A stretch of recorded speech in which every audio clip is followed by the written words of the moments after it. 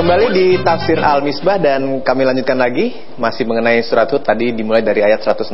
Silakan Pak Quraish. Baik, jadi ada atau sebagian besar dari generasi-generasi terdahulu itu lebih mementingkan kemewahan duniawi, tenggelam dalam foya-foya dan lain-lain sebagainya, dan mereka itu adalah para pendurhaka. Kita ingin garis bawahi, Allah mempunyai sunnah. Sunnah itu maksudnya kebiasaan Tuhan menghadapi umat manusia. Kebiasaan itu antara lain kehancuran suatu masyarakat disebabkan karena umumnya pada masyarakat itu orang-orangnya itu tenggelam dalam foya-foya. Ada ayat di suratul Isra, wa idza aradna an nuhlika qarya amarna mutrafiha fafasaqu fiha.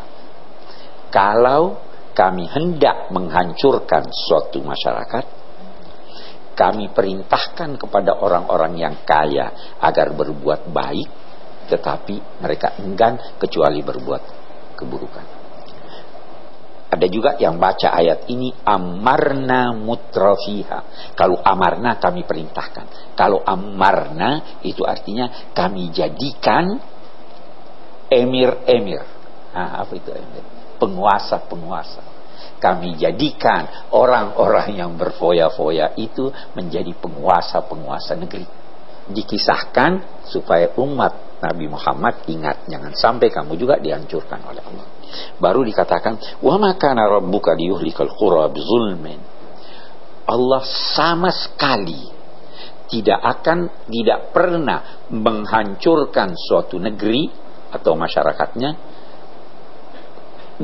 tidak menghancurkan suatu negeri karena Allah berlaku aniaya terhadap mereka. Sedikit pun Allah tidak berlaku aniaya.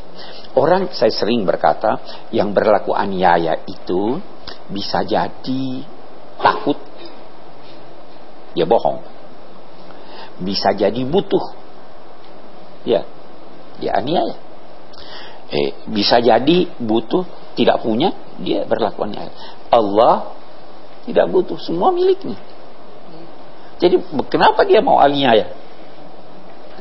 Allah sedikit pun tidak menganiaya mereka. Baru Allah tidak menganiaya mereka itu kecuali karena mereka zalim. Allah tidak akan menjatuhkan siksa itu kalau mereka melakukan islah, melakukan perbaikan. Itu ada rumus lagi. Suatu masyarakat yang tidak beriman, tetapi melakukan perbaikan dalam masyarakatnya, adil, itu langgeng. Ini yang kita lihat sekarang. Allah mementingkan makhluknya ketimbang dirinya. Jadi dia mau musyrik, silahkan deh. Tapi jadi kalau dia berbuat keadilan dalam masyarakat, dia berbagi dengan masyarakat, dia berikan kelanggengan. Tetapi yang percaya pada Allah, Muslim, tetapi tidak melakukan keadilan, tunggulah masanya. Ini ayat kita begitu. Menarik, muslihun, melakukan perbaikan. Ada yang dinamai baik, ada yang dinamai lebih baik, ya toh? Oke. Kursi ini baik.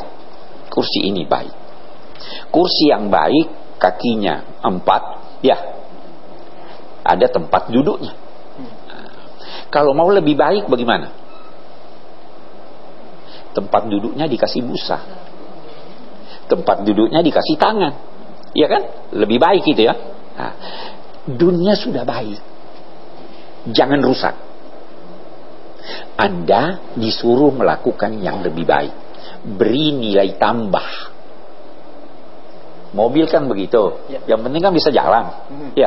Tapi diberi nilai tambah. Itu namanya muslih. Harus dijaga supaya dia tetap baik. tetap baik, alhamdulillah. Tetapi dituntut dari Anda untuk melakukan yang lebih baik. Manusia, antar manusia itu tidak boleh ada cekcok. Kalau cekcok bagaimana? Kita lakukan islah. Kita hubungkan lagi dia sehingga dia kembali bersahabat. Itu yang dimaksud di sini. Baik, kita lihat. Walau syaa rabbuka la ja'alan nasa ummatan wahidah wala yazaluna mukhtalifin illa man rahima rabbuk. Kalau Tuhan menghendaki, semua manusia akan dijadikan satu agama. Tapi Tuhan tidak mau kita satu agama. Tuhan tidak mau kita semua sama. Kalau semua orang suka yang putih, siapa lagi yang dapat hitam? Iya kan? Untung ada yang suka yang hitam. Misalnya begitu. Kalau semua orang kaya, siapa lagi yang mau angkatkan tas saya?